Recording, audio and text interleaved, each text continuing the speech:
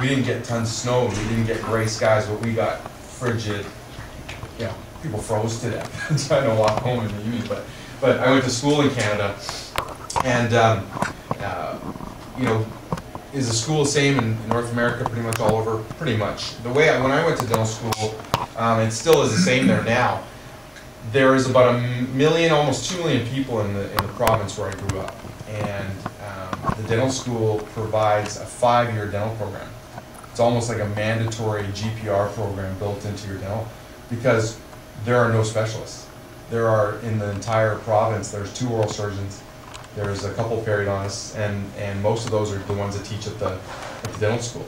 So you learn how to do everything and anything. 3 that was actually worth looking at beyond, oh, it's just another screw. And I think I learned a lot. So last year in Paris, there was a nice conference. I place, on average, and last year we did a review on the basis of the purchase. I'm a dentist. I work like you guys. Every day of the week I go to the office, and I have a lot of fun days, and you have the hard days and the patients you don't like. You know, the whole story of being a general dentist. That's what I am. I just happen to do a bunch of other procedures that some other people do and some other people don't, and it's there. We placed about, last year we purchased about 216 implants in our practice. And some of those are still on the shelf, and most of those are in somebody's mouth somewhere. Various brands of different ones, and so we have a lot of experience of what kind of works well and what doesn't work well. I purchased, when I moved back to Houston, I was lucky, I purchased a practice that was a prosthodontic practice of 27 years.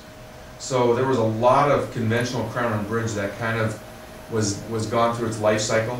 There was a lot of implants that were not even offered to patients. There was a lot of crown and bridge, just basic stuff, which is not bad. But there was a lot of opportunity for me to place implants and become very, very thorough in my knowledge of what works and what doesn't. So when we go through this, I'll kind of give you an idea. But in thinking about implants and thinking about all the parts that go into it, there's a lot to go into this whole world of implants. And I presented some of the stuff I'm going to show you here in Paris. And Paris, the brightest shade, you know, to give the analogy, the United States is at one point in time. The UK is probably 10 years behind us. And Paris, France in general, is probably 15 plus years behind us in the world of aesthetic dentistry. They have the materials, they have all the stuff, there's just not the demand, or they just don't want to offer it, or whatever it is. And so I always started this off, I said in North America, of course, aesthetics means the whiter the better. And we went through these slides, these cases, one after another, many that Mr. Kim's lab, Pro West, had done. And you know, there's a lot of personal preference of what you like and what you don't like. There's a lot of these cases here that I'm going to show you right off the bat are done by people who have taken a course. And in the back of the room, you may have met David before, but David Hornbrook's with us this evening. You may have heard David's name run around, and it used to be, I don't know if this is not an insult, don't take this the wrong way, but it used to be, you know, the throwaway journals of the different journals. It was always go in there, it was kind of fun to find David. You know, he was in every one all the time, every place. And he was there, he's one of the leading clinicians for the past, I mean, you're going to date yourself now, but we're probably coming up 20 years now, right? Since it was all kind of kicked off, you know. If you think about when you guys were doing this, but it's at least 15 years, right? Somewhere in that range. But these are cases that were done with a group that we had, which was called the Hornbrook Group, where we all taught, and a lot of us in this room were educators in there. And there are cases where we could change people's lives, and this is the kind of dentistry that people are wanting to see, and they're wanting to, I mean, some pretty dark stuff there. You know, when you take off that enamel, what happens? It gets darker and darker and darker. And so, you know, there's different types of approaches and different kinds of cases that we're looking at. And what I always tell people now is, we used to see cases where you could see where the implant was. You know, the aesthetics, we didn't know for sure an emergence profile. And implants were kind of things that stuck in, and sometimes we'd see them sticking out. Come on in.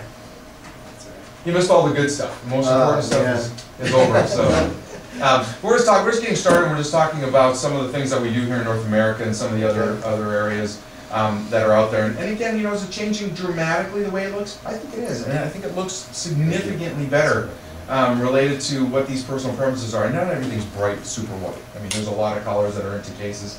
And you know, look at this. I mean, look at the variability that you can do and the things that you can do for people, and just changing the way they look and function. So these are all done by just dentists just like us in this room. So over and over and over, just showing you kind of what, you know, a toothbrush is a starting point. I always say that, you know, that's a good place to start with some of these patients. So anyways, most of that was done, and all of that I think was done by Mr. Kim back there in the back. who also is president of EDI. We're going to kick it off here tonight. We're not going to jump right into what part and what screw goes in where and what part goes into here and all those things. You've been down that road, and we'll do that. How many people are coming tomorrow? Okay. So tomorrow we're going to get into heavy duty and nuts and bolts and some of the planning and some of the cases that have been done with this system. They got to go hand in hand. I think for the majority of the people, we've figured out the aesthetics. And the majority of you do veneer cases and probably do very nice looking veneer cases and work with high quality labs. Do they last? Do they work? And do you understand the function in them? And I always go back to this whole slide of the Beauty and the Beast, and it's been a long-standing kind of joke between the two of us. But you know, I always say that if you say the Beauty and the Beast, I've got to be the beauty of the bunch. There's no doubt. But that whole aesthetics and inclusion is where we kind of go around the country and do a lot of this teaching. We have a lot of fun. So Horbrook Group isn't around anymore, but I know, and I'll talk a little bit more about this, some of the things that are going on. And Dave is doing a lot of courses right in your backyard this year. Here with Gold Dust Intellect. You know, some of these cases, this is one of David's actually, and I always look at this case and I'm always amazed at the invisibility of how old is this, do you think? 5 years. 5 years? The invisibility of some of these restorations. We've got laboratories that can make things look, and the artificial enamel is unbelievable. I mean, it's just pretty amazing to look at some of this. But this is what walks into our office day after day. And a lot of people with smiles like this are not knocking down your door anymore, and maybe the economy is part of it, but they're not knocking down your door anymore to give me 10 veneers, or give me 6 veneers, or give me 8 veneers, are they? They think their smile's not so bad. But nowadays we're starting to look at these a little bit different, and we're starting to think about things a little bit different, and we're starting to look at things like occlusal disease, where, guess what? You know, your teeth are worn. The teeth are worn down here. And if you look at these cases a little bit closer, before they're reconstructed, you need to know what the problem is and diagnose the problem. This is a canine. That's not what canines are supposed to look like. If we remember in dental anatomy, we should recognize that what do canines have on the end of them? They have a point somewhere there, or something to guide the bite. And we know that looking at this, what is the major cause of a canine that has wear like that? Grinding. Grinding, okay. So there's got to be something, some sort of mechanical interference here.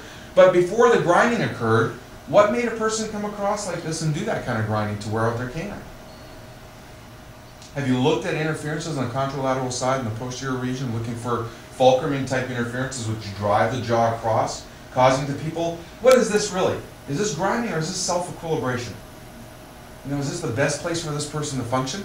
And the different analogies and looking before this anatomy is added back on, there's a lot of thought that needs to go into these things. And if they're implanted combined, and probably one of the best analogies of situations like this was Mark Montgomery. He's one of the guys that we teach with, and his analogy is teeth are like M&Ms. And I love this. You know, what's an M&M? It's a hard candy outside. What's in the inside? Chocolate. Once you get through that candy outside and that chocolate's exposed, people will say, well, how long do I have before I need to fix something like this?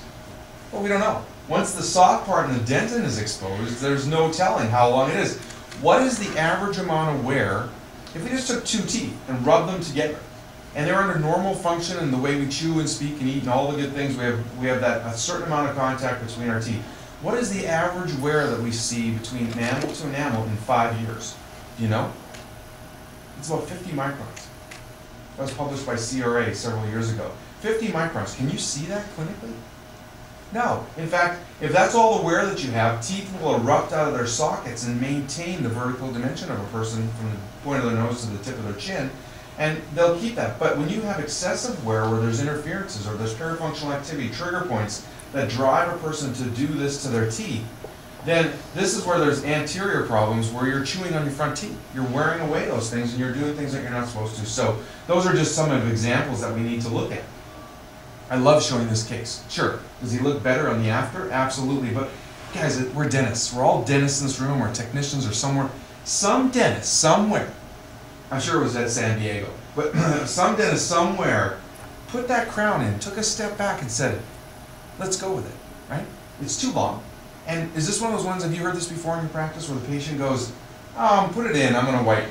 Have you heard that before? It's a little lighter? Make it a little lighter because I'm going to whiten. That's ridiculous. We as dentists sometimes put in iatrogenic interferences. We do that. And you've seen that, I think you've seen that in your practices, where you've got a worn out dentition and people put in posterior crowns, gold most of the time, and they'll put in posterior molar crowns with a beautiful, beautiful anatomy. That's not going to work in a worn out anterior dentition where there's no anterior coupling or canine rise and disclusion. So some of these things we just need to pay attention that, this is probably not a good thing to do.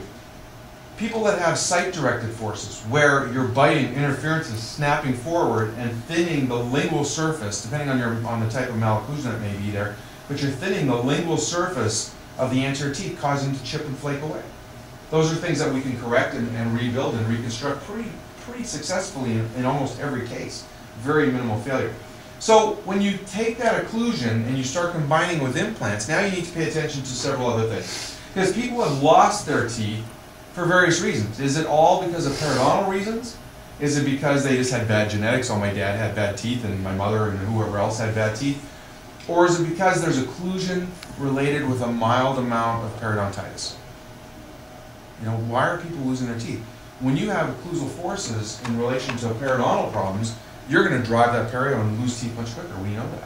Then we put in implants, load things on implants, and expect those to hold up the same way without any tension. We need to pay attention to the occlusion and understanding how implants and all those things work. So the factors that go into implants and occlusion related to implants are related to successful rates. One is, obviously we've got these surgical procedures, we're going to talk about that tomorrow. Implant selection, which ones are the best, which is the state of the art. Patient selection is a big one. I think that we can't judge the protoplasm of every patient. Some people just heal amazingly well, and some people just don't. I mean, there's part of that. There's thoughts out there that the smoker is going to decrease your success rates. Knock on whatever it might be, wood or artificial wood here. Smokers are never a problem for me in the practice. There's other reasons why there's the perfectly healthy person. Is it occlusion? Is it post-restoratively where implants fail or are successful? Which is the most part? Here, you put the implant in, the patient can heal, they osseointegrate. If it fails due to occlusion, it's because we didn't pay attention to it. We put crowns in and we don't look at it. So in occlusal analysis, and looking at these big cases and case finishing, we need to pay attention to, if they did this before, then are they going to do it again?